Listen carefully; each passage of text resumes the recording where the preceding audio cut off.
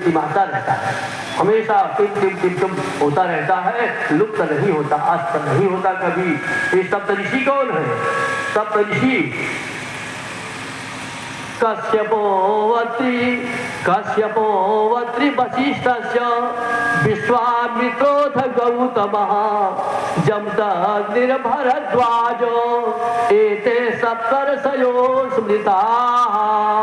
ये सप्तऋषि कहे गए।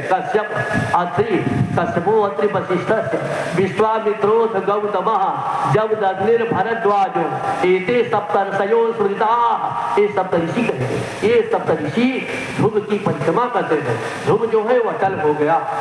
तो द्वारिकाधीश भगवान की, भगवान की महती कृपा हुई। द्वादशाक्षर मंत्र ओम नमो भगवते वासुदेवाय का जप करता हुआ ध्रुव ने सदगति प्राप्त कर लिया, परम गति प्राप्त कर लिया।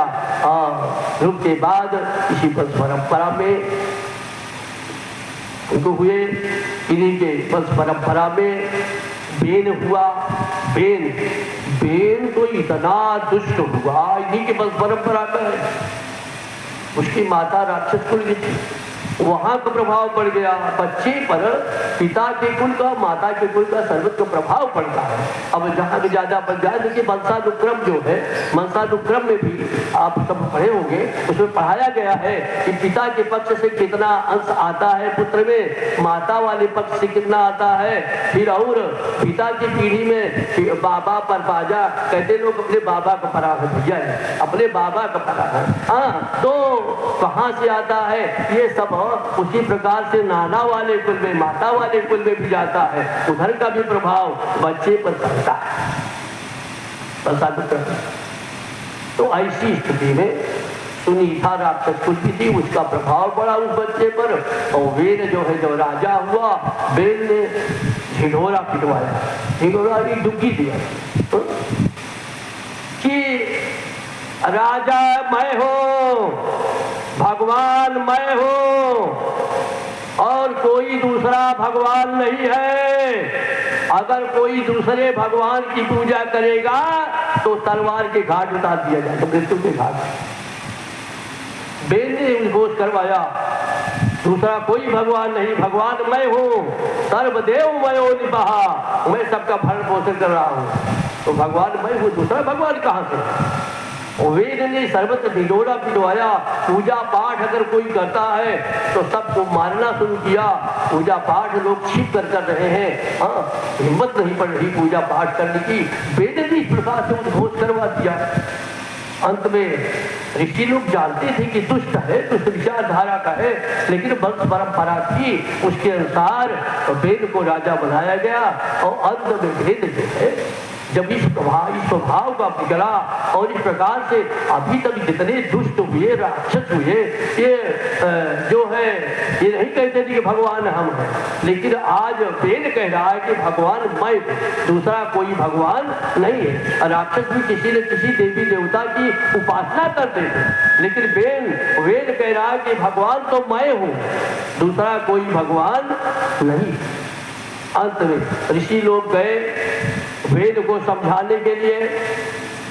महाराजाधिराज वेद, आप वेद की रीति के अनुसार, वैदिक रीति से सनातन धर्म की का जो संविधान बना हुआ है, उस संविधान के अनुसार शासन कीजिए। लेकिन उसने ऋषियों को ललकारा, काफी समाप्त कर देंगे, मैं भगवान हूँ।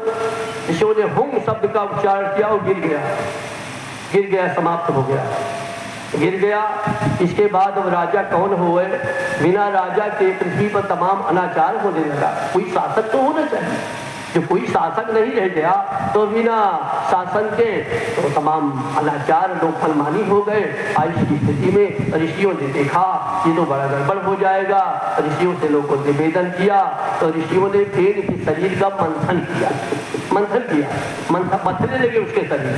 पहले जंघा की ओर लगाया और मथ रहे ऋषि लोग मथे उसके जंघे को। तो उसमें से एक पुरुष निकला जो बिल्कुल काले रंग का था। निषिद्ध बैठ जा, इसे मैंने बैठ जा, इसी संस्कृत में बैठ जा। तो उससे निषाद जात की उत्पत्ति हुई, निषाद केवल इनकी उत्पत्ति हो गई, हो रही थी जंघे से।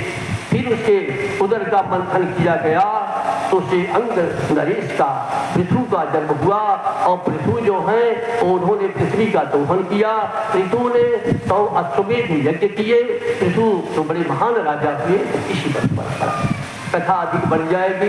कथाओं का था सागर श्रीमद्भागवत महापुराण है। हमारे मन को संतोष भी हो रहा है, हम कथाओं में आपको आगे ले जाना चाहते हैं। संक्षिप्त विधि से ही आपको हम कथा सुना पाएंगे।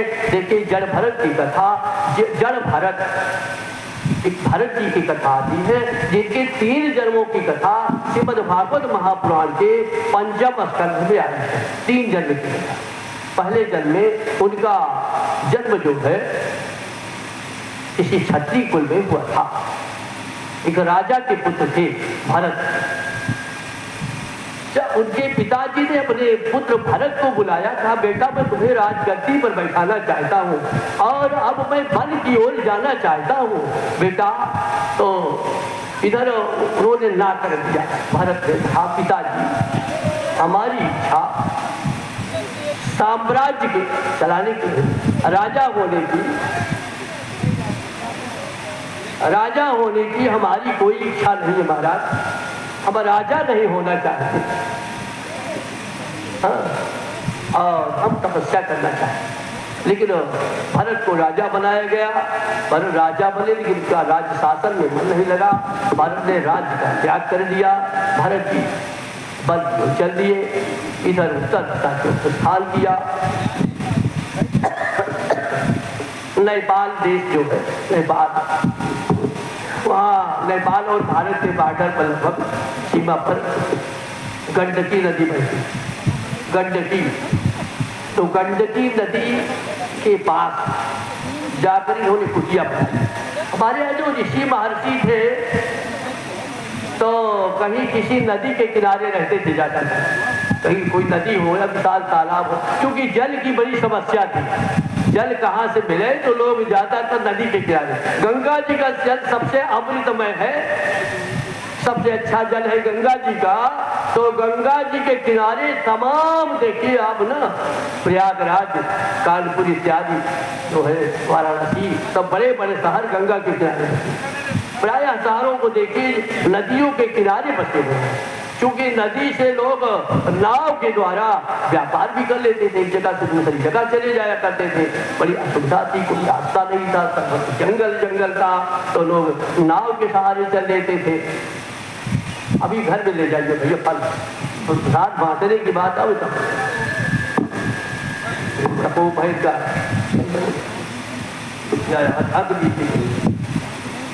तो नदी के किनारे प्रायः, नदियों के किनारे अधिकतर लोग जाकर बस जाया करते। तो महाराज भारत जी गंडकी के किनारे जाकर, गंडकी से थोड़ी दूर पर अपनी कुटिया बनाई और उसी कुटिया में भरत जी रहते थे। भरत जी प्रतिदिन गंडकी के पवित्र नदी में, पवित्र जल में स्नान करते। प्रतिदिन की उनकी क्रिया थी। प्रातः 4 बजे उठते और भगवान का संकीर्तन करते हुए भरत जी गंडकी नदी में जाते, स्नान करते और वही संध्योपासनादि कर्म किया करते थे। अगर आप जल में पूजा करना चाहते हैं, जल के अंदर जैसे गंगा स्नान किए और गंगा जी में सूर्य भगवान को अर्घ दे रहे हैं, संध्योपासन कर रहे हैं, तो गीले वस्त्र में करना चाहिए, गीला वस्त्र। जल से बाहर निकले तो गीले वस्त्र में पूजा पाठ का विधान नहीं। जल से बाहर सूखा वस्त्र पहन करके संध्योपासनादि कर्म करना चाहिए। भरत जी गंडकी के पवित्र जल में, जहाँ शालिग्राम भगवान की प्रतिमा मिलती है, गंडकी के जल से ही शालिग्राम भगवान की प्रतिमा मिलती है। शुद्ध शालिग्राम की मूर्ति जो है वो, जैसे यहाँ हमारे यहाँ नर्मदा जी से शंकर भगवान की मूर्ति ले आते, नर्मदेश्वर मूर्ति, और वो बड़ी पवित्र मानी जाती है। उसी तरह से गंडकी के जल में जो शालिग्राम भगवान की मूर्ति मिलती है, परम पवित्र। शालिग्राम शिला तो यम जहाँ विवेक बिंदु मात्र। भगवान शालिग्राम की शिला का जो जल सूक्ष्म एक बूंद पी लेता है, उसके सारे पाप जो है भस्मीभूत हो जाते हैं। अब देखिए तो भरत जी थोड़ी दूर पर कुटिया बना करके विवाह किया, प्रतिदिन गंडकी के पवित्र जल में स्नान। एक दिन की बात है, भरत जी गए और गंडकी के पवित्र जल में स्नान किए, डुबकी लगाए और जले में संध्या कर गए। संध्या में भगवान सूर्य को अर्घ्य का विधान है। ये सूर्य सहस्रांशो, ये सूर्य सहस्रांशो तेजो रासे जगतपते अनुकंपय मां भक्त्या विहार अर्घ्यम दिवाकरो, विहार अर्घ्यम दिवाकरो। सूर्योदय के पहले यदि हम भगवान सूर्य को अर्घ्य देते हैं तो 3 अंजलि देना चाहिए। सूर्योदय के बाद, सूर्योदय हो गया उसके बाद हम संध्योपासन करते हैं, भगवान को जल देते हैं तो 4 अंजलि देनी चाहिए। उत्तमा तारको पेता, उत्तम संध्या वो है जब तारागण आकाश में दिखाई दे रहे हो, उस समय स्नान करके संध्योपासना कर किया जाए, भगवान को अर्घ्य दिया जाए, ये उत्तम संध्या है। और मध्यम संध्या वो है जब सूर्योदय, जब आकाश में लालिमा छा गई हो, अरुणोदय हो गया है, अरुणोदय लालिमा छा गई हो, तो उस समय वो उषा काल में दिया जाए, नहीं हो पाया तो अरुणोदय काल में, और फिर इतने पर नहीं हो पाता तो सूर्योदय हो गया है तब आप भगवान सूर्य को अर्घ्य दे रहे हैं, वो अधम संध्या है। हाँ, तो सूर्य भगवान को अर्घ्य दे रहे हैं तो वो भी चाहिए कब, सूर्योदय से 2.5 घड़ी पहले, 2.5 घड़ी बाद तक, मानी 1 घंटा का अंतराल, इससे ज्यादा का अंतराल न हो। भगवान सूर्य को अर्घ्य दे देना चाहिए। अगर सूर्योदय हो गया तो 4 बार देना चाहिए, सूर्योदय के पहले 3 बार देना चाहिए। एक अर्घ्य प्रायश्चित रूप में 4 बार इसलिए दिया जाता है, प्रायश्चित लग गया। अगर इससे ज्यादा समय हो जाता है तो निकृष्ट संध्या है, लेकिन ना करने से तो अच्छा, ना करने से अच्छा ये ना हो कि भाई नहीं कर पाए तो ना करना चाहिए, विलंब हो जाए तब भी करना चाहिए। भरत जी तो प्रतिदिन गंडकी के पवित्र जल में स्नान करते, प्रातः काल 4 बजे स्नान करते और संध्या उपासन करते, प्राणायाम करते, भगवान सूर्य को अर्घ्य देते। आज स्थिति क्या हुई, जब भरत जी स्नान करने के लिए गए इतने में शेर की दहाड़ सुनाई दी, बड़ी तेजी से दहाड़ हुई शेर की। भरत जी 2 अंजलि जल दे पाए, 2 अंजलि जल दे पाए, तीसरी जैसे उठा रहे तैसे दहाड़ होने लगी शेर, एक रात होने लगा। अब इतने में थी हिरनी जो है बड़ी डरपोक जाती है, बड़ी डरपोक। हिरनी भयभीत हो गई और इतना भयभीत हो गई, हिरनी की भजी बड़ी तेजी से और गर्भरी थी, भागती हुई चली जा रही। जहां भरत जी तपस्या करे, संध्योपासना कर रहे थे, वहीं से उछाल मारी, गंडकी पार कर जाए, उसकी बुद्धि नहीं काम कर पाई, भयभीत हो गई, इधर उधर न भागी बल्कि उछाल मारी कि नदी पार कर जाए।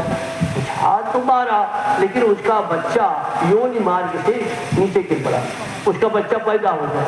भाई के कारण दूसरे उछाल मारा उधर गंडकी को पार जाने के लिए, बच्चा योनि मार्ग से पैदा हो गया और वहीं गिरा वो बच्चा, हिंदी के पेट से बच्चा उसके योनि मार्ग से वहीं गिरा जहां पर भरत जी तपस्या कर रहे थे। 2 अंजलि जल दे पाए हैं, तीसरी अंजलि जल उठाए हैं, ये अभी दे भी नहीं पाए, तैसे बच्चा सामने आकर के चिल्ली के बच्चा चाहे जिसका हो वो प्यारा होता है। बच्चे को जब देखा तो तीसरी अंजलि फिर नहीं दे पाए, बच्चे को उठा दिया, तीसरी अंजलि देते तब तक बह जाए, डूब जाए, मर जाए, तो जल फिर नहीं दे पाए। 2 अंजलि जल दिए हैं और तीसरी अंजलि जल गिरा दिए और बच्चे को दौड़ करके अरे कहीं इस धार में बह गया होता, कहीं कोई बात हो जाती, डूब जाता इसी में। तो इसका पतन में हुआ कि भगवान ने इसकी रक्षा का भार मुझे सौंपा है। भगवान ने इसकी रक्षा का भार मुझे सौंपा। अन्यथा ये बच्चा कहीं अन्यत्र गिरा होता, हमारे सामने जो गिरा कहीं तो सही जगह गिरा होता। ये तो संजोग से हम यहाँ थे, रात्रि में समय अंधकार है, ये तो हमारे सामने गिरा, नहीं अन्यत्र गिरा होता तो आज इसका प्राण न रहता। तो भरत जी बच्चे को उठा लिए और ले करके अपनी कुटिया बनाई। अब इसको कहाँ छोड़ दे इतना छोटा बच्चा। उसकी माता जो थी हिरणी नदी के उस पार गिरी और उसकी मृत्यु हो गई।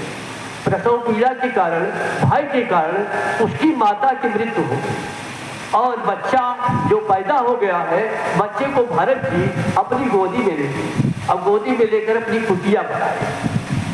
अब बच्चे का पालन पोषण करने लगे, मुलायम घासे तोड़ कर खिलाते, जो बच्चा खाता है तो निका उसको खिलाते। बच्चा को देखिए, मनुष्य का बच्चा तो सालों तक तमाम तेल उपटन लगाते हैं। अरे दिखौना लगाती है माता, दिखौना भैया यहाँ काजल हो तो कहाँ लगाती है, काजल लगा देती है ताकि टोना न लग जाए। टोना न लग जाए इसीलिए माताएं अपने बच्चे के गाल में कहाँ लगा देती, काजल लगा देती। और काजल आंख में भी इतना लगा देती, नहीं बहता रहता है कि ताकि टोना न लगे। साल भर बल्कि अधिक समय तक तमाम झाड़ फूक चले जाओ, वहाँ वो सर्दी झाड़ते, चले जाओ तो कौन क्या झाड़ता है, कौन बीमारी, झाड़ फूक करवाती है। तमाम बच्चा तगड़ा हो जाए, पुष्ट हो जाए, तमाम उसके लिए व्यवस्था करती सालों। लेकिन देखिए आपके यहाँ गाय के बच्चा हुआ और रात में आप सो रहे, गाय का बच्चा पैदा हुआ, जब आप उठे रात में ना तो दौड़ता हुआ दिखाई पड़ता है। ये देखिए भगवान की माया, बच्चा दौड़ता हुआ दिखाई पड़ता है। और हमारे यहाँ जो बच्चा होता है सालों तक, फिर साल भर में वो चारपाई पकड़ करके खड़ा होने लगता है। हाँ, तो गिरता पड़ता, चलने लगता है, उंगली पकड़ कर लोग चलाते हैं। अब तो क्या है, गाड़ी वाड़ी बना हुई है, उसको पकड़ कर चलता है बच्चा, तो बच्चे को चलना सिखाते हैं। लेकिन बताओ गाय के बच्चे को कौन सिखाता है? हिंदी के बच्चे को किसी ने सिखाया नहीं। हिंदी के बच्चे को भरत जी ले आए।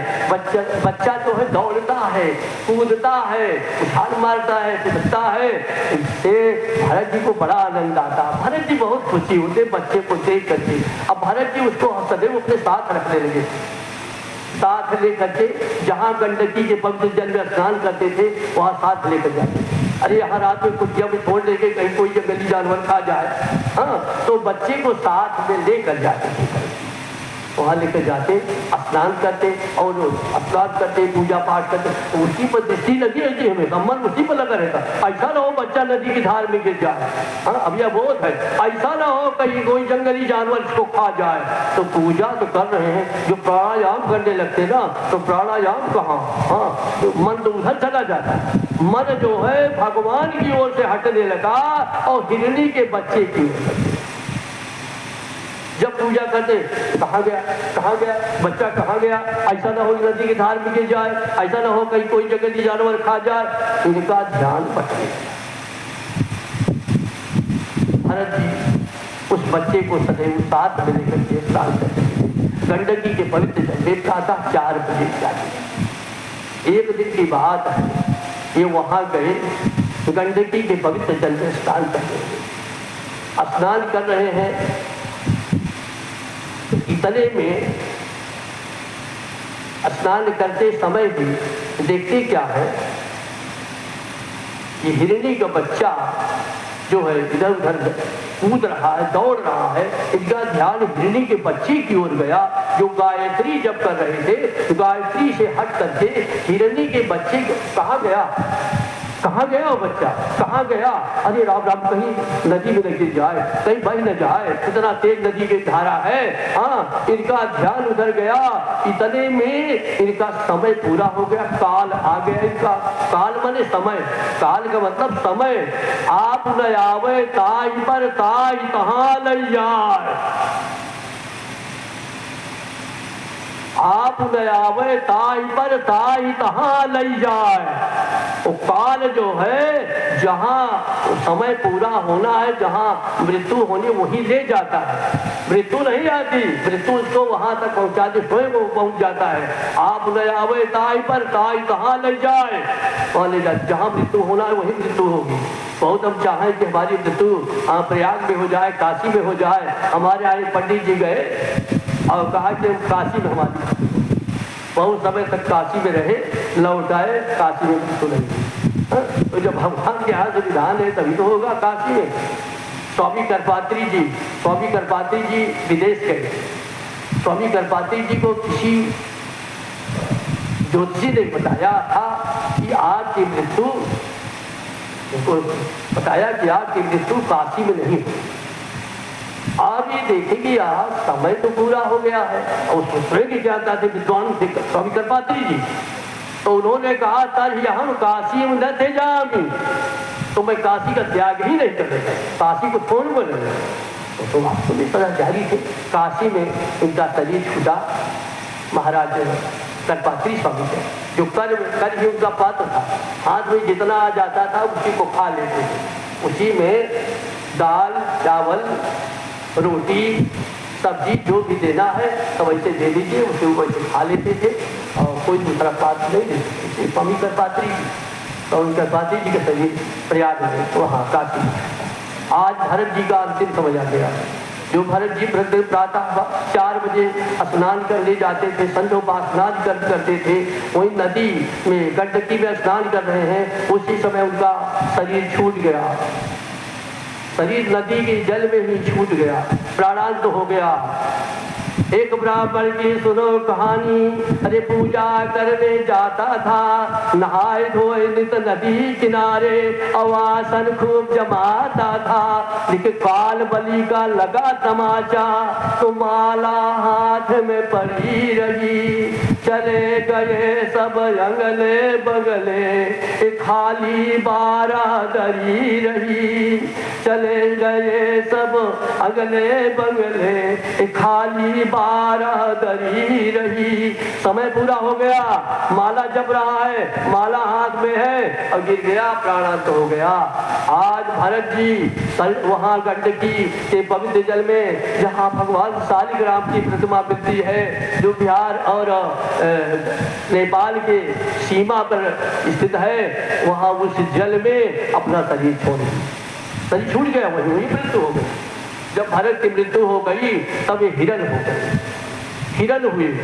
अंते जथा मति तथा गति, अंत समय में जहां मन रहता है वही शरीर मिलता है। अंतिम शरीर में जब इनके प्राणांत का समय आया था तो इनका मन पूजा तो कर रहे, लेकिन पूजा से हट करके हिरणी के बच्चे में चला गया था, इसलिए हिरण हो गया, पशु हो गया। बहुत बड़े साम्राज्य का त्याग कर दिया भरत ने, राजा थे, राजगद्दी का त्याग कर दिया, अपने पुत्रों का त्याग किया, पत्नियों का त्याग कर दिया, संतान का सबका त्याग कर दिया। वन में आए और वहां तपस्या कर रहे, लेकिन वहां भी आसक्ति हो गई, आसक्ति इसको कहते आसक्ति हो गई हिरनी के बच्चे में, हिरनी के बच्चे में आसक्ति हो गई और अंत में इनको हिरण होना था। कितने बड़े तपस्वी पशु हो गए, दूसरे जन्म पशु हो गए। अब हिरण के शरीर, इनको पूर्व जन्म का ज्ञान पड़ा, इनको पूर्व जन्म का ज्ञान था कि मैं कभी भरत नाम का राजा था, मैंने सब कुछ छोड़ दिया और छोड़ करके तपस्या करने लगे और अंत में हिरणी के बच्चे में आसक्ति के कारण हम हिरण हो गए। तो हिरण शरीर से भी गंडकी के किनारे जाते और वहीं पर गंडकी में स्नान करते और भगवान का चिंतन करते थे। चाहे जो भी शरीर हो, एक न एक दिन तो सारी शरीर छूट जाए, चाहे जो भी शरीर हो, चाहे मानव शरीर हो, चाहे कुकर शुकर जो भी शरीर हो, सबका एक न एक दिन समय पूरा होता है, ये शरीर ही छूट जाता है। न बचे को पंडित, न बचे को पंडित वेद पढ़े, न बचे को पंडित वेद पढ़े, न न बचे को शीस रखाए जटा, न बचे को तीरथ बास किए, न बचे को ऊंची उठाए जटा। तुलसी सुख चाहु राम भजो, तुलसी सुख चाहु राम भजो, न भीमसारे आई के काल डटा, भीमसारे आई के काल डटा।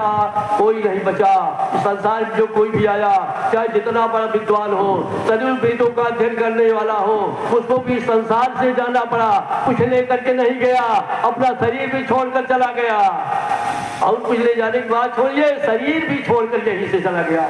न बचे को पंडित वेद पढ़े, न कभी बचे को शीश बढ़ाए जटा, चाहे जितनी बड़ी बड़ी जटा रख ले, साधु हो जाए लेकिन ये कहा कि अमर हो जाए, संभव नहीं है। न बचे को शीश बढ़ाए जटा, न बचे को तीर्थ वास किए, जाकर तीर्थों में निवास करें, गंगा जी के किनारे रहें, और ये कहें कि अब हम नहीं मरेंगे तो मृत्यु तो सुनिश्चित है। न बचे को तीर्थ वास किए और न बचे को ऊंची उठाए जटा, चाहे जितना ऊंचा भवन बन जाए, चाहे जितना विशाल भवन बनवा लीजिए, लेकिन सब कुछ छोड़ करके यहाँ जाना होगा, अपना शरीर भी छोड़ कर जाना होगा।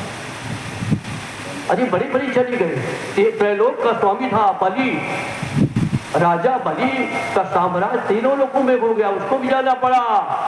विक्रमादित्य जिन्होंने राम मंदिर बनवाया था अयोध्या में, महाराज विक्रमादित्य को भी जाना पड़ा। बलि विक्रम पेरु दधीचि गए, सबको जाना पड़ा भैया, कोई यहाँ रहने के लिए नहीं आया है। ये तो केवल जैसे पौशाला कहीं हो रहा हो, पानी पिलाने वाला हो, पानी पिए, तमाम लोग आ रहे हैं, पानी पी कर अपने अपने स्थान पर चले जाते हैं, उसी तरह से हम लोग आए हैं। जितना समय जो कुछ रहना है उतने समय तक यहाँ पौशाला की तरह रहेंगे, फिर कौन कहाँ चला गया कुछ पता नहीं चलेगा। बलि ये जुकाम हुई है, नहीं तो आप लोग सोचे। बलि विक्रम पेरु दधीचि गए, गए दिन पारथ भारत ठाना, बाली गए बलराम गए, जिनकी कखरी 10 शीश समाना, गे दुर्योधन जंग जुरे, जिन 64 कोस में छात्र बिताना, धरा को प्रमाण यही तुलसी, जो भरा सो झरा, जो बरा सो बुताना। जो पृथ्वी का प्रमाण है, जो आया है उसको यहाँ से जाना होगा, और एक अधेला लेकर कोई नहीं जाएगा। जाता कौन है साथ में? कोई नहीं जाता। न तत्र सहायार्थम पिता माता जगच्छति, न तत्र सहायार्थम पिता माता जगच्छति, न पुत्रो नैव भारजाचा, न माता पिता जाते हैं, न पुत्र जाता है, न स्त्री जाती है। न तत्र सहायार्थम पिता माता जगच्छति, न पुत्रो नैव भारजाचा, धर्मो गच्छति केवला। केवल आपने जो कुछ धर्म किया है, जो सदाचार आपके पास रहा, धर्म रहा, कोई धर्म आपका साथ देगा, बाकी सब छोड़ देंगे। धनानि कोशे, धन चाहे जितना कमाए हो बैंक में रखा रह जाएगा, आपके खजाने में धरा रह जाएगा, रखा रह जाएगा, आप लेकर नहीं जाएंगे। धनानि कोशे पशवस्य गोष्ठे, स्त्री गृह द्वारी जना श्मशाने, और देहा चितावा परलोक याने, धर्मानुगो गच्छति जीव ये कहा, धर्मानुगो गच्छति जीव ये कहा। धनानि कोशे, धन खजाने में पड़ा रह जाता है, जो बहुत अच्छी गाय रख लिए, भैंस रख लिए, बड़ी अच्छी, लेकिन वो गाय भैंस वहीं रह जाएंगे, कहाँ आपकी जो सरिया बनी है उसी में बने रह जाएंगे, आपके साथ नहीं जाएंगे। धनानिको से पशवश्यको से स्त्री गृह द्वारी, स्त्री जो है घर के दरवाजे तक, वो किसका साथ देती? शरीर का, पार्थिव शरीर का। स्त्री गृह द्वारी, घर के दरवाजे तक साथ देती। जना श्मशाने, परिवार के लोग श्मशान घाट तक शरीर को ले जाते, आत्मा को नहीं। जना श्मशाने, वहां तक साथ देते गांव परिवार के लोग। और देहा चितावा, जिस शरीर को बड़ा तेल उपकर लगाते हैं, कितना साबुन लगाए और कहाँ इसमें सेंट छिड़कते हैं, कुछ ऐसे पंडित भी दिखाए बच्चों को, वो सेंट छिड़क लेते हैं भैया। हाँ, तो चाहे जितना सेंट छिड़किए, इतना लगाइए, चाहे जितना साबुन तेल लगाइए, और भैया बाजार से जाइए, चाहे जितनी महंगी धोती पहन लीजिए, लेकिन ये कहिए कि हम यही रहेंगे, तो ये संभव नहीं, चाहे जितना दिव्य बस आप धाड़ करें। धनानिको से पशवश्यको से स्त्री गृह द्वारी जना श्मशाने, और परिवार के लोग अस्पताल गए। और चितेहा, चितावा, आपका शरीर चिता तक जाएगा और चिता में राख हो जाएगा, जला करके राख कर देते हैं। देहा चितावा परलोक याने, अरे धर्मा गुण को गच्छति जीव ये कहा। केवल इस जीवात्मा का साथ देता है तो धर्मानुगो गच्छति जीव ये कहा।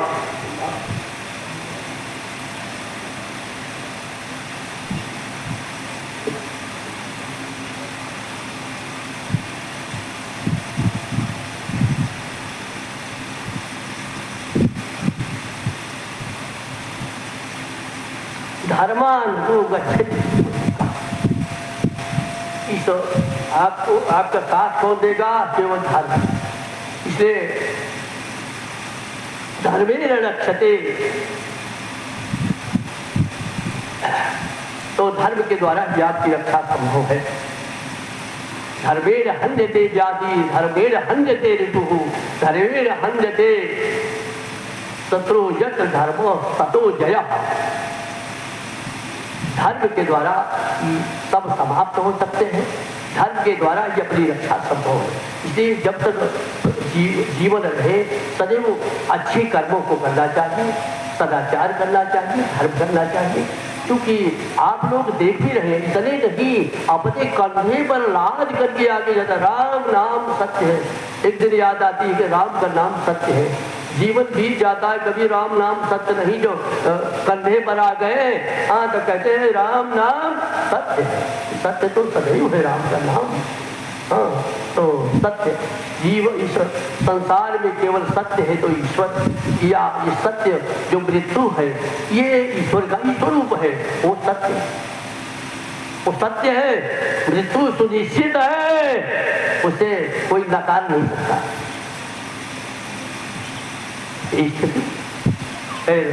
इस प्रसंग पर बहुत ज्यादा न बोलकर आगे चलना चाहते हैं। महाराज भरत जी का शरीर छूट गया, गंडकी के पवित्र जल में हिरण हो गए।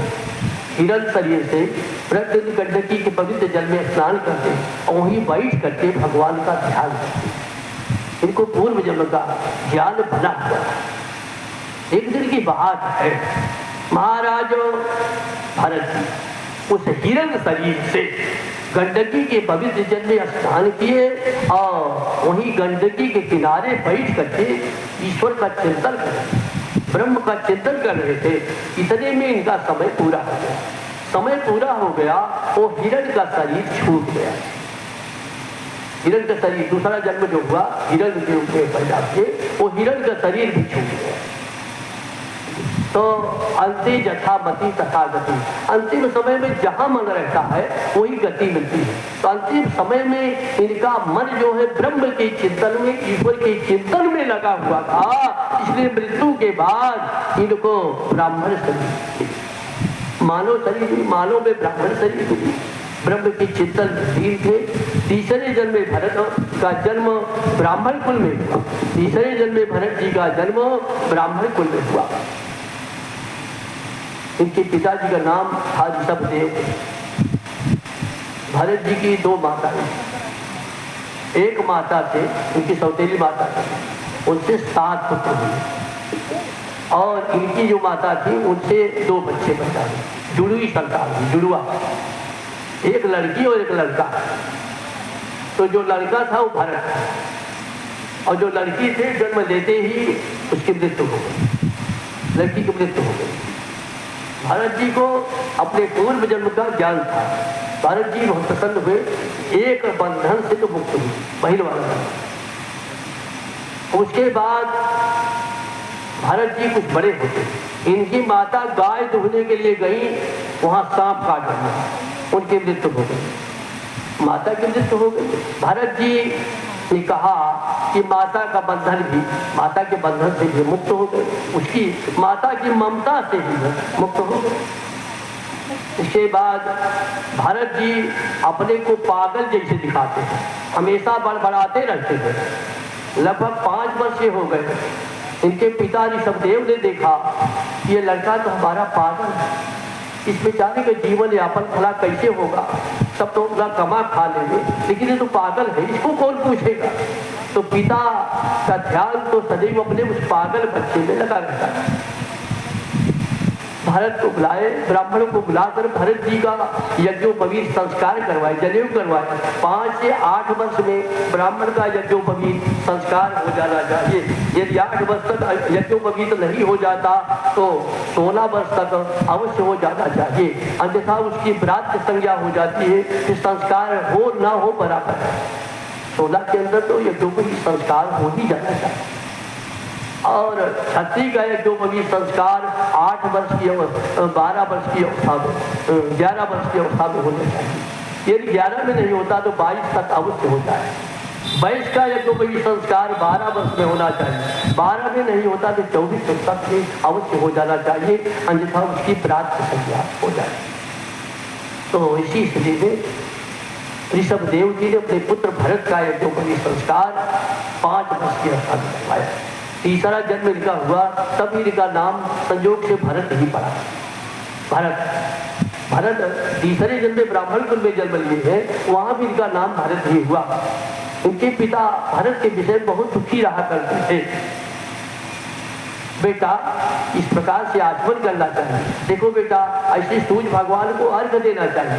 बेटा ये गायत्री मंत्र है, गायत्री मंत्र वर्षों तक सिखाते थे, लेकिन अंतर मन से इन्हें सब कुछ ज्ञान था कि गायत्री के उपासक थे अंतर मन से तो और लेकिन बाहर से अपने को पागल दिखाते थे। हम भरत नाम के राजा थे, सब कुछ त्याग दिए, लेकिन हिरणी के बच्चे में आसक्ति हो गई तो हमको हिरण होना पड़ा, पशु होना पड़ा। अब हम ब्राह्मण शरीर मिला है, ऐसा ना हो कहीं आसक्ति हो जाए फिर हमारी दुर्गति हो जाए, इसलिए भरत जो है वो अपने को छिपा बड़बड़ाते, किसी को देते और बड़बड़ाते, अरे एकदम पागल है, पागल है। इनके पिता बहुत दुखी रहा करते, बेटा ऐसे गायत्री मंत्र है, गायत्री मंत्र सुनाते पढ़ाते उसको, लेकिन साल बीत गया गायत्री मंत्र याद नहीं हुआ, अंतर मन से सब कुछ याद था। भरत जी को कहते ऐसे आचमन करो, ऐसे किसी अपने से बड़े को प्रणाम करना चाहिए। अब इबादत नित्यम वृद्धोपशोभिनः नित्यम वृद्धोपसेविनः चत्वारो तस्य वर्धन्ते आयुर्विद्या यशो बलम। अब इबादतशील होना चाहिए, अपने से बड़ों को प्रणाम करना चाहिए, इससे अपनी आयु बढ़ती है, विद्या की प्राप्ति होती है और हर प्रकार से सुख शांति मिलती है। अपने से बड़ों को सम्मान देना चाहिए, उन्हें प्रणाम करना चाहिए, स्वागत करना चाहिए। भरत जी को सिखाते, लेकिन भरत जी तो अपने को पागल दिखाते, जो सब कुछ करने लगे तो पागल कैसे, तो इसलिए बड़बड़ाते। इनके जो 7 भाई थे, ये 7 भाई तो हृष्ट पुष्ट थे। इनको भरत जी को तो ठीक से भोजन न मिलता, संयोग की गति पिताजी का भी शरीर छूट गया। पिता ऋषभदेव जी जो भरत के पिता हैं, इनका भी शरीर छूट गया। अब इनके 7 सौतेले भाई, ये भरत को जो खाने पीने से बच जाता वही भोजन देते, जो बच जाता वही भोजन देते, इनको भोजन ठीक से नहीं मिल पाता। और कहा ए देखो ना वहाँ ज्वार में भुट्टा आ गया है, बाली आ गई बजरी में, हाँ चोर तोड़ ले जाते हैं, इसको रखवाली में रख दिया जाए। सातों भाइयों ने आपस में सलाह लिया था इसको घर से बाहर करो, वहाँ जाकर खेत में रखवाली करो। भारत को कभी फावड़ा चलाने के लिए लगा देते, भारत फावड़ा चलाते उल्टा सीधा इधर उधर करते, अरे एकदम पागल है, एकदम पागल, तो फावड़ा नहीं चला पाता, उसको कर दिया खेत की रखवाली में। भारत चले गए, खेत के मेड़ पर बैठे हैं, कहा दुष्टों से तो दूर हुए, बहुत अच्छा। भरत जी अपने मन में विचार करते दुष्टों से दूरी तो हुई। भरत जी खेत के मेड़ पर बैठे हुए, वीरासन लगा कर, हाथ में एक लाठी लिए, वीरासन लगा करके भरत जी वहां खेत के मेड़ पर बैठे। इतने में एक कोई चोरों का सरदार था, चोरों का सरदार, उसने देवी भद्रकाली से मिन्नत किया था, मिन्नत मैंने मानता माना था, उसने देवी भद्रकाली से मिन्नत किया था कि हे देवी हमारे कोई संतान नहीं, कोई पुत्र नहीं, एक पुत्र हो जाए तो तुमको मनुष्य की बलि चढ़ाना, मनुष्य की बलि। इस संजोग की गति है कि वो उसको पुत्र हो गया, कहा देवी की कृपा से हुआ, और मनुष्य की बलि चढ़ाने के लिए व्यवस्था करने लगा। एक मानव बालक को उसने पकड़ लिया, ले गया देवी के मंदिर में, भद्रकाली देवी के मंदिर में, उसको स्नान कराया, तलवार की पूजा हुई उसकी, उससे बलि देना चढ़ाना है, हर की पूजा हुई, उसकी पूजा हुई, और अंत में जब बलि देने के लिए सरदार खड़ा हुआ, चोरों का सरदार तलवार लिया, जब खड़ा हुआ तो कहा देखो इस पूरा में तो है, नहीं देवी नाराज हो जाए। देखा गया तो दाहिने हाथ का अंगूठा नहीं था, विकलांग था, दाहिने हाथ का अंगूठा नहीं था, कहा पूर्णांग की बलि होनी चाहिए, ये विकलांग है, छोड़ो छोड़ो। उस बेचारे की आयु की अंगूठा होता तो काट दिया गया होता, लेकिन वो छोड़ दिया, भागा वहां से। इसके बाद सरदार ने कहा कि आज रात में ही देवी की बलि के लिए मनुष्य की खोज करके ले आई। धर्मांध था, धर्मांध का मनुष्य की खोज करके ले आई। अब उसके जो साथी और चोर थे ना, ये रात के समय निकल गए मनुष्य की खोज कर, खोजते खोजते खोजते खोजते एक वहीं पहुंच गए जहां भरत जी खेत के मेड़ पर बैठे, लाठी लेकर बैठे थे, वीरासन लगाए, और जो देखे कोई आ रहा है तो और बड़बड़ा गए, नहीं तो चिंतन करते थे भगवान का, बड़बड़ाने लगे ऊपर से ताकि समझे पागल, लेके वो लोग आए, भारत जी को फांसी कर उठा दिया, खड़े हो गए, चल हमारे साथ, काशी कर दे गए, पकड़ कर भारत को ले गए। रात के समय देवी भद्रकाली देवी के, भद्रकाली मैया के मंदिर में पहुंचे। सरदार ने कहा वाह भाई वाह, तो बहुत श्रेष्ठ पुरुष है।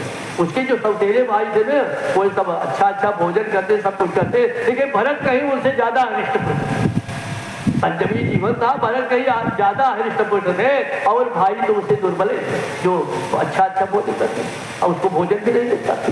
भारत को ले गए, भारत बड़बड़ाते हुए जाता।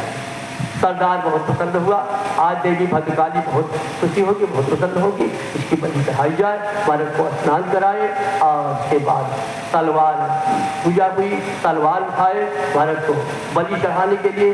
तो कहा क्यों, तो तेरी कोई अंतिम इच्छा, कोई अंतिम इच्छा है बताओ, अब तुम इस संसार से जाना चाहते हो। भारत तो पागल जैसे था, जब स्नान पूजा हुई, पूजा जब हुई वहाँ बलि चढ़ाने के लिए, तो मिष्ठान चढ़ाया गया, और जब मिष्ठान चढ़ाया गया तो उसको भी खिलाया गया, उसको बलि देना है भरत को। भरत मीठा खाए, तो मीठा तो कभी खाए नहीं थे, मिलता तो घर में क्या मिलता था, कोई जूठा मीठा भोजन बासी से वासी जो बचता था, हाँ वही दे देते थे। तो आज बढ़िया मिठाई मिली, भरत जी तलवार की ओर नहीं देख रही, तलवार उठने वाली है, भरत जी तो मीठा खा रहे प्रेम से। हाँ, और कोई इच्छा, फिर इशारा कर दी, वही मीठा को खाए, मिष्ठान ने खाए, और उसके बाद सरदार ने कहा कि अब इसकी बलि होनी चाहिए। तलवार उठाए और भरत का सिर धड़ से अलग करना चाहा, देवी भद्रकाली चचाट मोती को फाड़ करके प्रकट हो गई। देवी भद्रकाली मोती को फाड़ करके प्रकट, और सरदार के हाथ से तलवार छीन, सरदार बहुत प्रसन्न हुआ। आज देवी जी अपने हाथों से बलि लेंगे, अपने हाथों देवी जी बलि, क्योंकि क्यों ना ऐसा हो, अरे बहुत हृष्ट पुरुष है, बहुत मान है इसके शरीर में। देवी प्रसन्न हो गई तो देवी जी ने तलवार से पहले सरदार का सिर मारा, कट करके अलग हो गया, धड़ से अलग हो गया। पहले सरदार को मार दिया, सरदार गिरा, उसके बाद जितने वहां उसके साथी चोर थे सबको काट करके गिरा दिया देवी ने, सब मार दिए गए और भरत जी बच गए। भरत जी बच गए, सबको समाप्त कर दिया। भरत जी देवी भद्रकाली को प्रणाम किए, साष्टांग दंडवत किया, चले। भरत जी मंदिर से चले जा रहे बड़बड़ाते हैं। इतने में राजा थे रघुगढ़, राजा रघुगढ़ पालकी में बैठ कर के जा रहे। राजा जनक के यहाँ जा रहे, ज्ञान की दीक्षा ली। राजा रघुगढ़ जा रहे, 4 कहार पालकी उठाए। तो कहानों ने कहा महाराज बहुत थक गए, अगर एक कहार और मिल जाता तो बारी बारी से हम लोग सुस्ता लेते, विश्राम कर लेते। इतने में भरत दिखाई पड़े, कहा महाराज वो तो तगड़ा दिखाई पड़ा वो आदमी, और उसी को लगा लिया जाए। तो राजा कुछ विचार नहीं किए, तुरंत आदेश किया। तो राजा होने का अभिमान तो था ही, आदेश किया, भारत को लगा दिया। कहाँ? पालकी में कंधा लगाए, पालकी 2 लोग आगे 2 लोग पीछे लगे रहते, पालकी में लेकर चलते। हाँ, बालिका के विभाग के समय पालकी की व्यवस्था दी गई है। हाँ, पालकी 2 आगे 2 पीछे कहाँ उठाते, और एक दूसरे के पैर में पैर नहीं लड़ता, अन्यथा तो हम आप चले तो पैर लग जाएंगे, गिर जाएंगे, लेकिन जल्दी जल्दी चलते हैं, पैर नहीं लड़ता। 2 लोग चलते हैं, 4। तो नया कहाँ लग गया है, कौन? भरत जी। भरत जी तो कभी पालकी उठाए नहीं थे, पालकी इधर उधर डगमगा रही थी, और भरत जी उछल करके आगे चले गए। तो राजा ने कहा कौन दुष्ट है इस प्रकार से पालकी को लेकर के चल रहा है। कहारों को जाता, सारे कहार कांप गए। कहा महाराज यही नया वाला कहार जो है यही सारी गड़बड़ कर रहा है, और इसी के कारण हम लोग भी दोषी माने जाते हैं। संसर्ग का दोष होता है, संसर्ग का दोष किसी के साथ में रहेगा, दुष्ट है तो उसके साथ आप भी पकड़े जाएंगे, इसके साथ ही मतलब एक ही।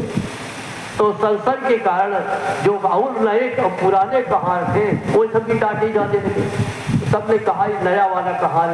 तो राजा ने कहा, व्यंग बोले राजा, कहा बहुत दुबला पतला है ना, सबसे हृष्ट पुरुष, तो इसलिए व्यंग बोले, कहा बहुत दुबला पतला है ना, सबसे पहले से लगा है, अब गया है ना। तो उसने कही कहा क्या जबराज के यहाँ जाना चाहता है, लगाओ पालकी में कंधा, ठीक से चलो। भरत जी कुछ नहीं बोले, फिर पालकी में कंधा लगाए, लेकिन उछल करके आगे चले जाते। राजा देखे कि लोग गिर जाएंगे, कैसे चल रहा। राजा ने कहा कि कौन दुष्ट कहानों ने कहा महाराज ये नया वाला रहा। देखिए 2 तोते घोंसले में पैदा हुए, साथ बताते हैं 2 तोते घोंसले में पैदा हुए, अंडा भी फूटा, छोटे छोटे बच्चे, हाँ अभी बराबर उड़ भी नहीं पाते हैं। एक तोते को पाल लिया किसी कसाई ने, और एक तोते को पाल लिया किसी महात्मा जी ने। हाँ, महात्मा जी के यहाँ एक तोता पाला गया, 2 तोते पैदा थे। तो एक बच्चे को पाल लिया कसाई ने, एक बच्चे को पाल लिया महात्मा जी। महात्मा जी के यहाँ सदैव वेद मंत्रों का उच्चारण होता है। तोते में अनुकरण की बहुत बड़ी शक्ति है। अरे आप तोता रखिए, तोता घर के लोगों का नाम ले लेकर के बुलाता है, तोता से राम राम लोग कहलवाते, तोता राम राम करता है। तोते में अनुकरण की बहुत बड़ी शक्ति होती है। तो जो महात्मा जी के यहाँ तोता था वो तो वेद बोलता है, वेद मंत्र। और जो तोता यहाँ कसाई के यहाँ पाला गया था, साथ में पैदा हुई, कसाई के यहाँ तोता मारो काटो मारो, जो मार काट होती थी वही वो तमाम अब सब नहीं बोलता, चिल्लाता है। संयोग की गति है। महात्मा जी एक बार किसी राजा के दरबार में पहुंचे, राजा ने देखा तोता मंत्र बोल रहा है, राजा मुग्ध हो गए, तोता इतना बढ़िया वेद का मंत्र बोल रहा है। राजा बहुत पसंद हुई। इतने में कसाई पहुंच गया, कसाई पहुंचा तो उसका तोता मारो काटो यही सब बक रहा है। अरे कहा तो तुरंत मारो सोते, एक तोता ये कि वेद बोल रहा है, एक तोता ये कि मार काट और ये सब बुरा बात शब्द बोल रहा है तमाम।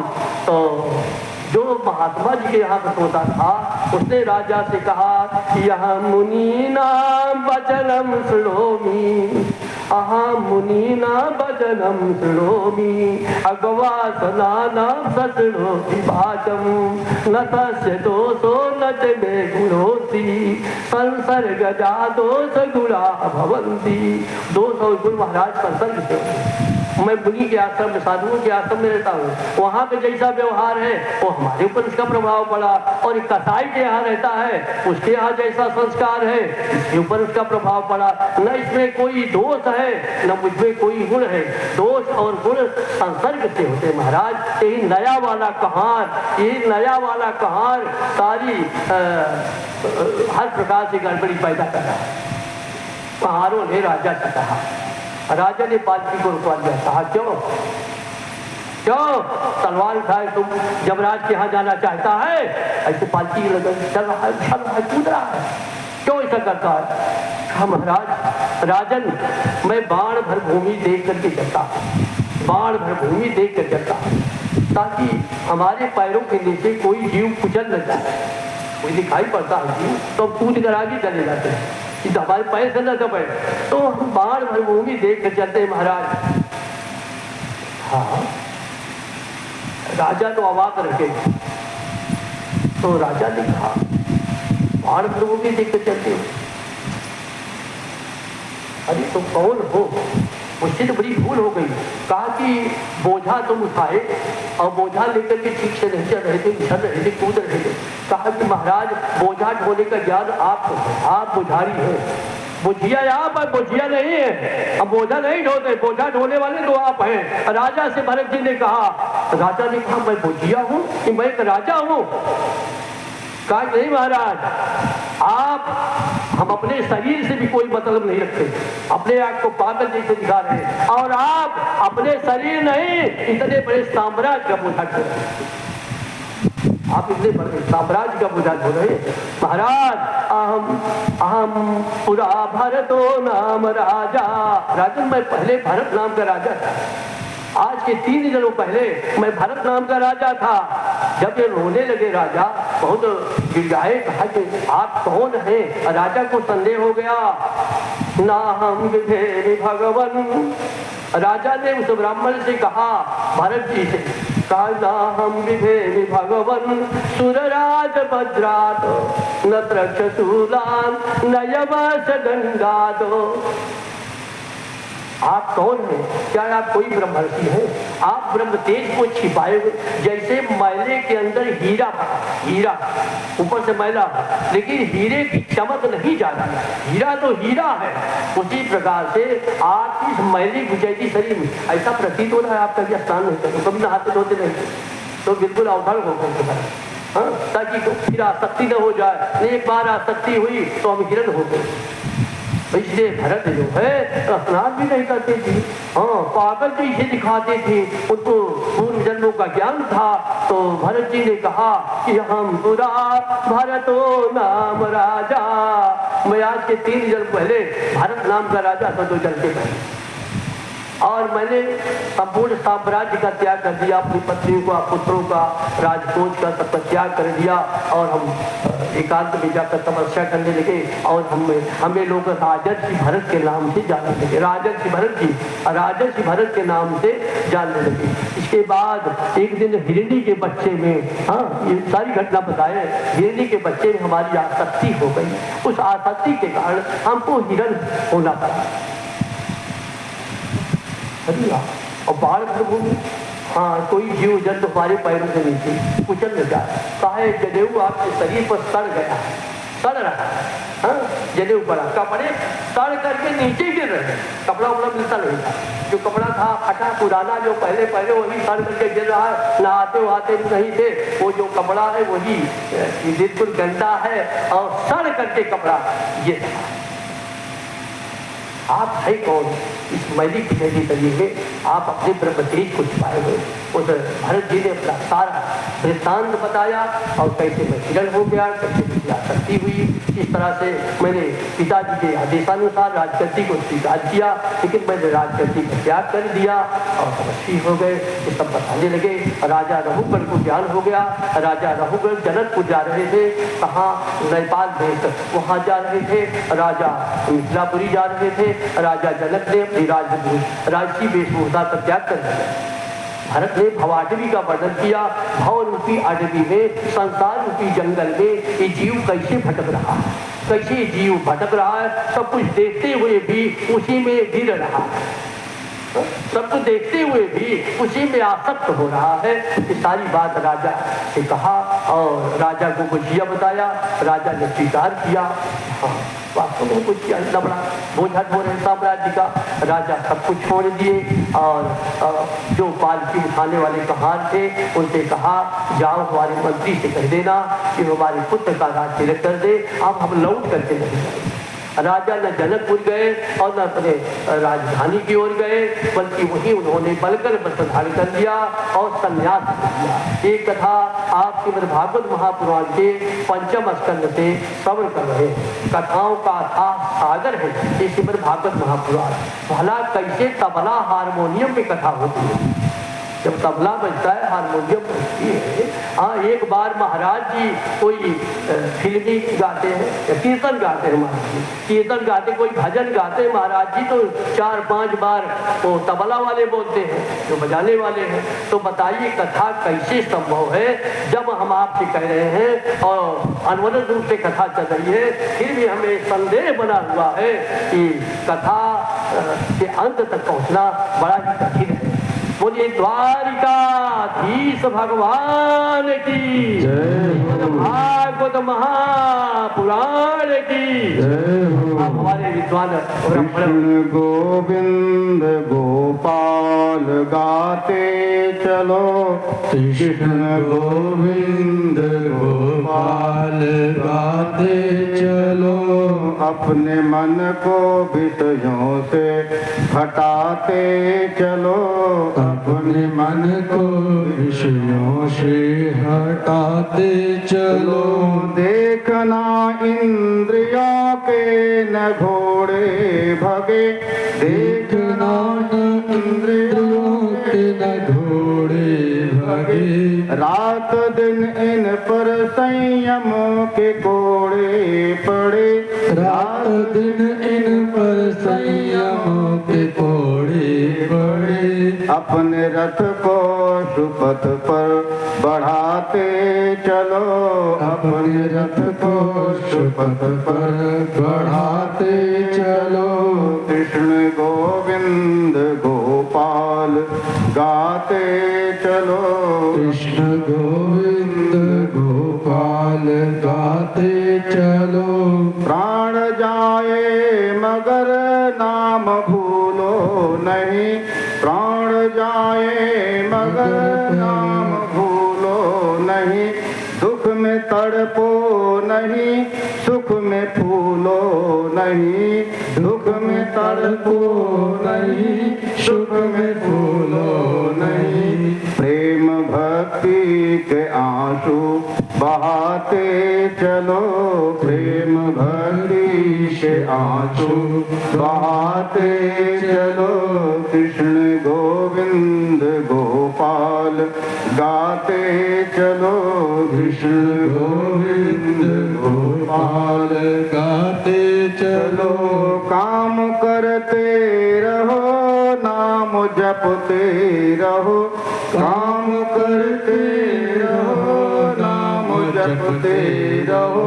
पाप की वासनाओं से बचते रहो, पाप की वासनाओं से बचते रहो। नाम धन का खजाना बढ़ाते चलो, नाम धन का खजाना बढ़ाते चलो। कृष्ण गोविंद गोपाल गाते चलो, कृष्ण गोविंद गोपाल गाते चलो। याद आएगी प्रभु को कभी ना कभी याद आएगी प्रभु को कभी ना कभी भक्त वत्सल तो उनको कहते हैं सभी भक्त वत्सल तो उनको कहते हैं कभी ऐसा विश्वास मन में जगाते चलो ऐसा विश्वास मन में जगाते चलो कृष्ण गोविंद गोपाल गाते चलो कृष्ण गोविंद गोपाल गाते चलो नाम जप से ही लोगों ने पाई गति नाम जप से ही लोगों ने पाई गति भक्त ने तो उसी से करी विनती भक्त ने तो उसी से करी विनती मुरली वाले को मन में रिझाते चलो मुरली वाले को मन में रिझाते चलो कृष्ण गोविंद गोपाल गाते चलो कृष्ण गोविंद गोपाल गाते चलो अपने मन को विषयों से हटाते चलो अपने मन को विषयों से हटाते चलो सच्चिदानंद भगवान की जय हो। अभी हमारे पंडित जी ने कहा इंद्रियों को विषयों से हटाते चले इंद्रिय घोड़ों को विषयों से हटाते चले इंद्रियानि हया नाहुर इंद्रियानि हया नाहुर विषयान तस्य गोचरान इंद्रियां जो है वो घोड़े हैं और विषय जो है उनके चलने के मार्ग है रास्ते हैं सबका विषय है हमारे शरीर में 10 इंद्रियां हैं 9 इंद्रिय मन हाँ इस सबका विषय जो है अलग अलग है जैसे चमड़ा जो है ज्ञानेंद्रिय है चमड़ा जो है ये ज्ञानेंद्रिय है अब आपके शरीर पर आपके चमड़े पर चींटी चढ़ गई तुरंत ज्ञान हो गया पहुंचा दिया मस्तिष्क में पहुंचाया कि चींटी कोई फ्यूजन चढ़ गया पता ये हाथ पर चली तुरंत पहुंचा दिया दिमाग में तो ये ज्ञानेंद्रिय है चमड़ा इस प्रकार से शरीर में ज्ञानेंद्रिया कर्मेंद्रिया है विस्तार करने समय नहीं है सबके अलग अलग विषय है सब अपने अपने विषयों पर चलते हैं जैसे कान का विषय है सुनना नाक का विषय है किसी चीज को सूंघना घाल करना और जिह्वा का विषय है स्वाद लेना सबका आँख का विषय है देखना हाँ अब आँख कैसी चीज देखना चाहती है कान कैसी बातों को सुनना चाहता है बताइए सबके अलग अलग विषय है सबके अलग अलग विषय है और मनुष्य अलग अलग विषयों से अलग अलग इंद्रियों से उन विषयों का सेवन कर रहा है उन विषयों का सेवन कर रहा 10 इंद्रिय है मान लीजिए शरीर में 10 घोड़े तो लगे हुए हैं आत्मानं रथिनं विद्धि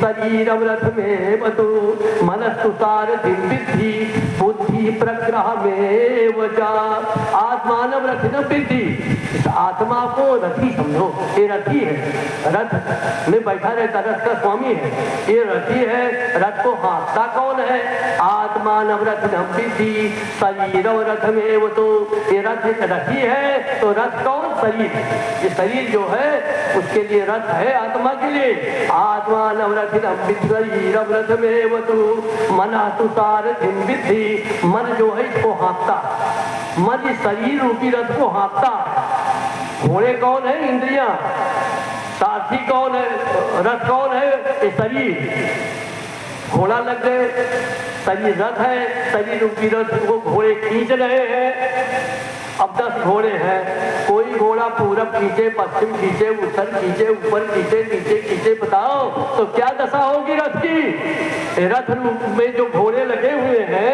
ये घोड़े अलग अलग दिशा की ओर खींचने लगे तो बताओ ये रथ रहेगा कि विनष्ट हो जाएगा रथ दूर हो जाएगा ना टूट जाएगा कुछ अलग विषय की ओर ले जा रही, कान दूसरी ओर ले जा रहा है और जिह्वा दूसरी ओर ले जा रही है। ये सब ये जो घोड़े हैं, ये घोड़े अलग अलग दिशा में अगर आपको ले जाएंगे तो आपके इस रथ की क्या दशा होगी, जो रथ है आपको।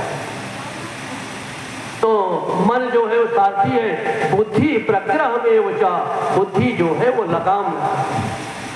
देखिए, अरे तो इसके पास इतना धन, जंजीर पहले हुए छीन लो, लेकिन बुद्धि बताएगी अगर छीनोगे तो उसका परिणाम क्या होगा। जंजीर छीन लोगे तो परिणाम क्या होगा, गलत करोगे। अब बताओ, कान जो है अश्लील बातों को सुनना चाहता है, आंख जो है वो बुराइयों को देखना चाहती है। अगर मान लीजिए इस तरह के सब हो जाए, सब एक हो जाए, आंख अच्छी वस्तु देखना चाहे, कान अच्छी बातों को सुनना चाहे, हाथ अच्छे कर्मों को करना चाहे, अगर सारी इंद्रियां जो है एकाग्र होकर एक होकर के एक दिशा की ओर सब घोड़े चलेंगे, तब तो ये रथ चल पाएगा, अन्यथा रथ टूट जाएगा। तो इसलिए बुद्धि का सहारा लेकर, बुद्धि प्रग्रह में वचा, बुद्धि जो है लगाम। मन चाहता है, मन तो कहता है ये कर ले वो कर ले, लेकिन बुद्धि लगाम लगाती है, नहीं ऐसा करोगे तो इसका परिणाम अच्छा नहीं होगा। अपने प्रसंग बनाते हैं, बन जाएगी प्रसंग बनाते हैं। अभी आपने जल भरत की कथा श्रवण किया, जल भरत के 3 जन्मों की कथा श्रवण। जिस देश में आप रहते हैं, इस देश का नाम था अजनाभवर, इसका नाम था अजनाभवर। जल भरत के नाम के आधार पर, जल भरत के नाम के आधार पर ही इस देश का नाम भारतवर्ष था। हमारे देश का नाम भारतवर्ष हुआ, इसके पहले इसका नाम था अजनाभवर। तो यहाँ पंचम स्कंध में वेद व्यास जी ने भौगोलिक चित्रण किया, प्रकृति चित्रण किया, प्राकृतिक चित्रण किया है व्यास जी ने। व्यास जी ने तमाम नदियों का वर्णन किया कि हमारे भारत देश में कौन नदी कहाँ, किस दिशा चलती, कहाँ जा रही, कहाँ जाकर किस नदी में मिलती है, सबका उल्लेख वेद व्यास जी ने किया। तमाम पर्वतों का उल्लेख किया,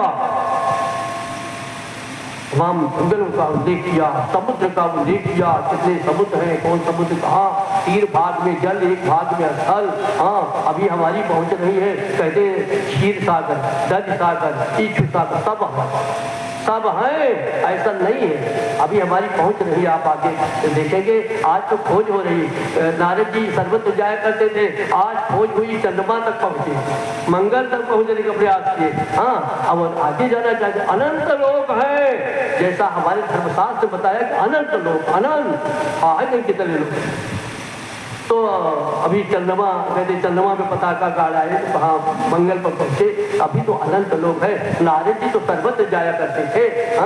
तो ये सारी बातें हैं, इसकी खोज हो रही है। अब आप देखिए, भरत जी के जीवन का चरित्र आप सुने, भरत जी के 3 जन्मों की कथा सुनी। यहाँ पंचम स्कंध में तमाम उल्लेख किया, नरकों का वर्णन किया है, किस कर्म को करने से किस नरक की प्राप्ति होगी।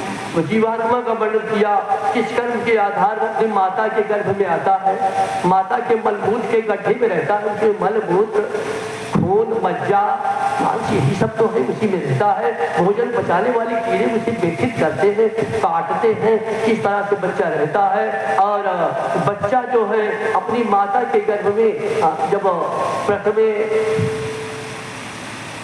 तो जो है ये पहले बुल्ले की तरह हो जाता है 5 दिन।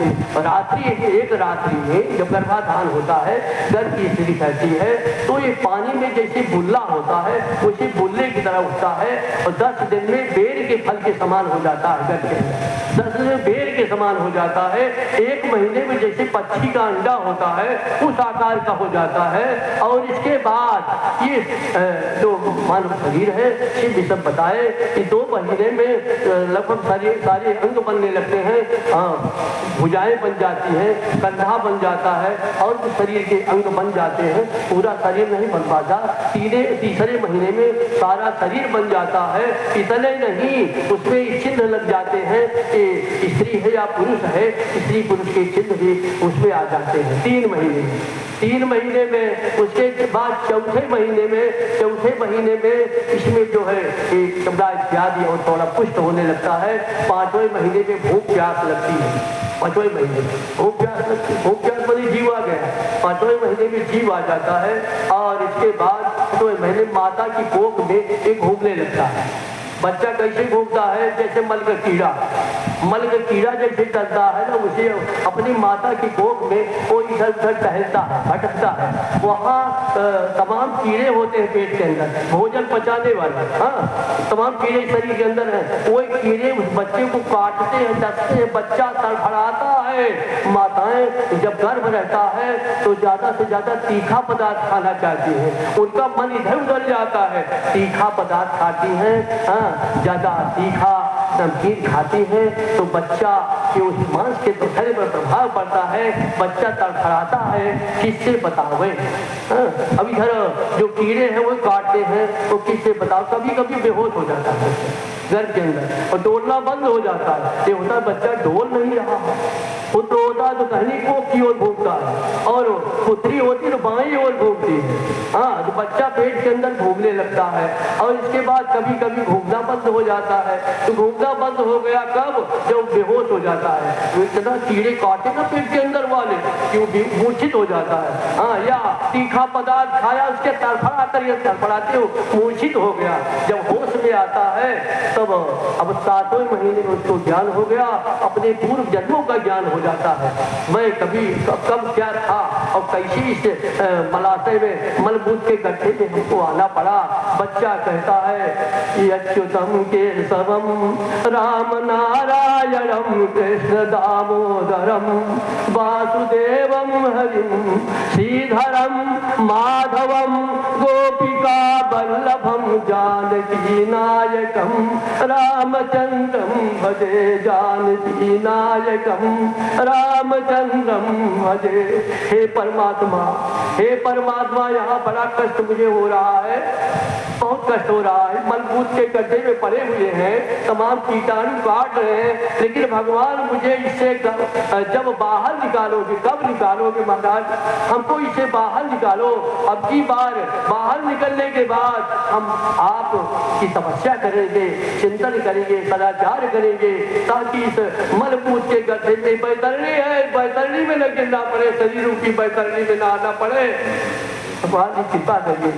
फिर जो है 7वां महीना बीतते वो कहता है कि हे भगवान, मुझको इससे कभी बाहर न निकालो, इसी में रहने, इसी मलबूत के गड्ढे में पड़े रहे, कभी बाहर न निकालो। क्यों? क्योंकि कई बार मैं बाहर निकला तो फिर संसार के प्रपंच में फंस गया, विषय वासना में फंस गया। जो यहाँ रहते हुए ज्ञान है सब भूल जाता है।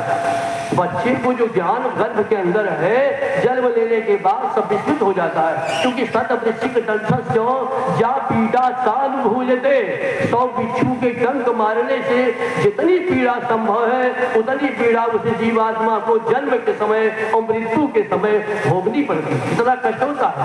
100 बिच्छुओं के डंक मारने से जितनी पीड़ा संभव है, ऐसी स्थिति में हम भले ही कष्ट पा रहे हैं, इतना कष्ट है, लेकिन हम इससे बाहर नहीं होना चाहते। क्योंकि कई बार बाहर निकले तो फिर सांसारिकता में पड़ गए, फंस गए। तो कष्ट भोग ले, कम से कम आपका स्मरण हो रहा है, पूर्व जन्मों का ज्ञान तो बना हुआ है। वहां जाने के बाद सब भूल जाता है। बच्चा पैदा होता है ना, तो कुछ बच्चे तो रोते भी नहीं, बच्चा रोता नहीं, ये होता है शायद प्राण नहीं, तभी तो रो नहीं रहा। तो माताएं नारे का दोहन करती, नारा जो होता है ना उसको दुखती है और भगवान का स्मरण करती है, भगवान रक्षा करो।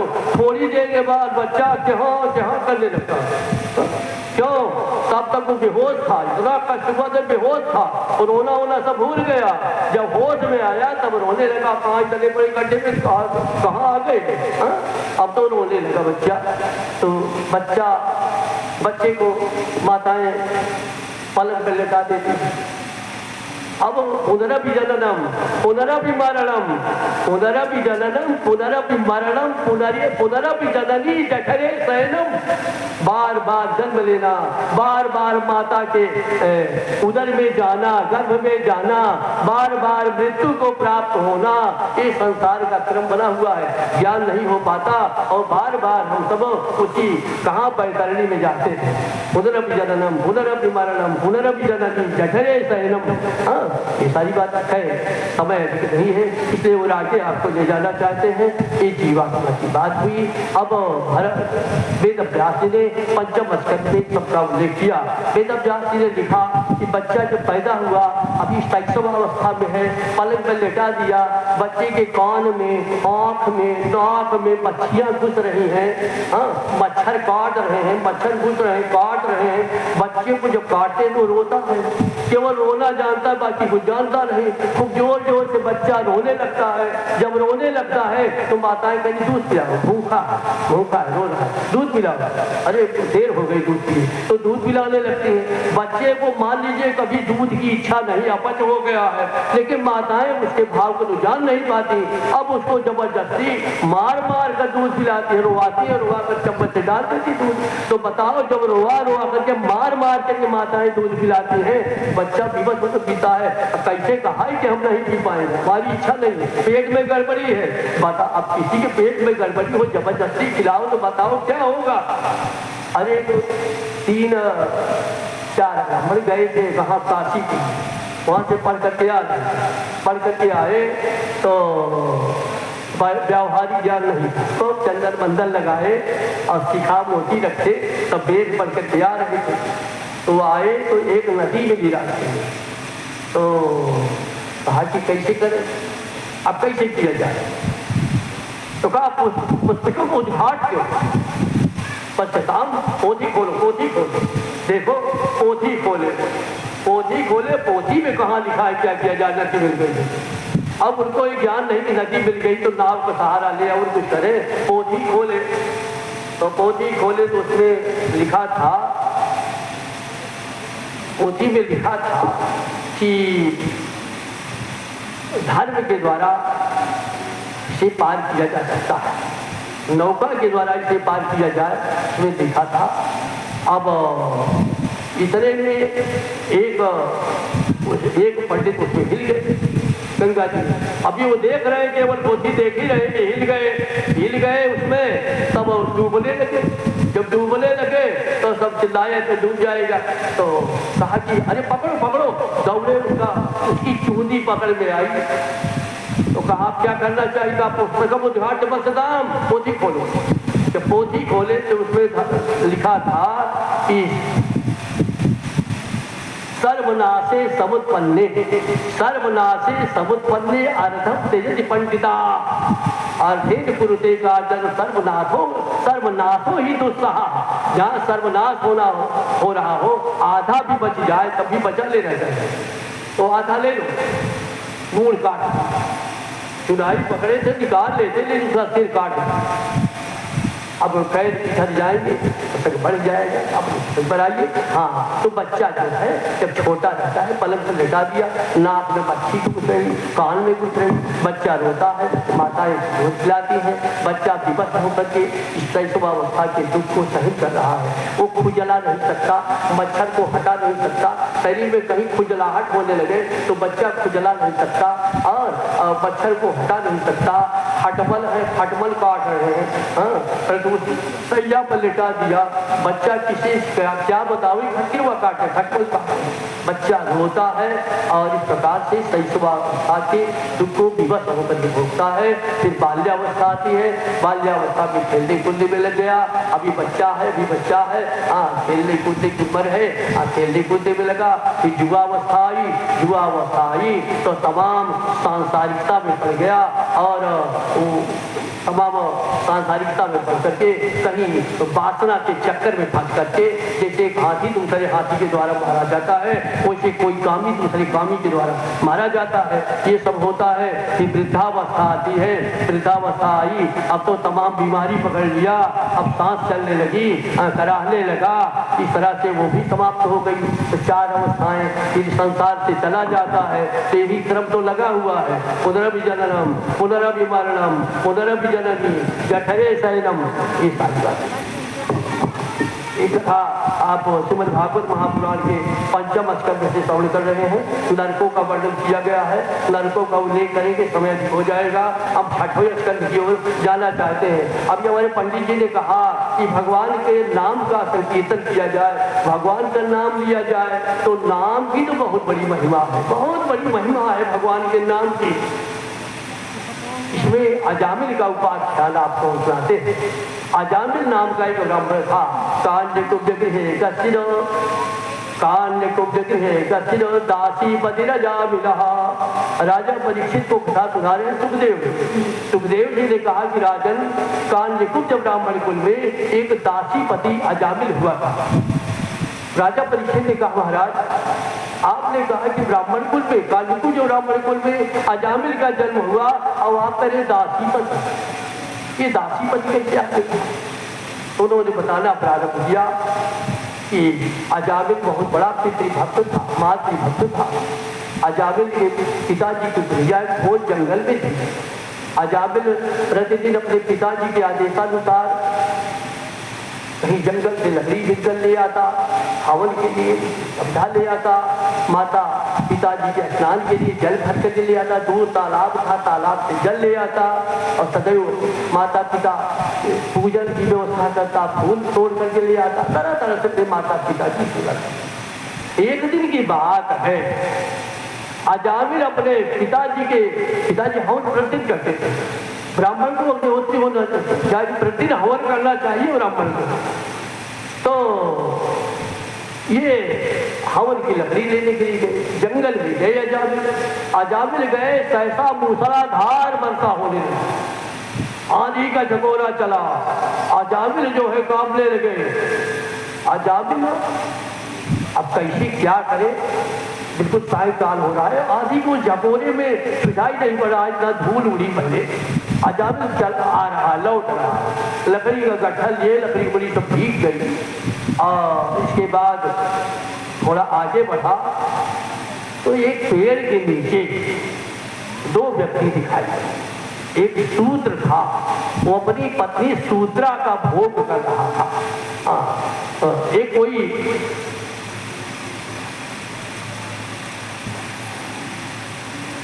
कोई ब्राह्मण था, वो अपनी धर्मपत्नी ब्राह्मणी का सेवन करता।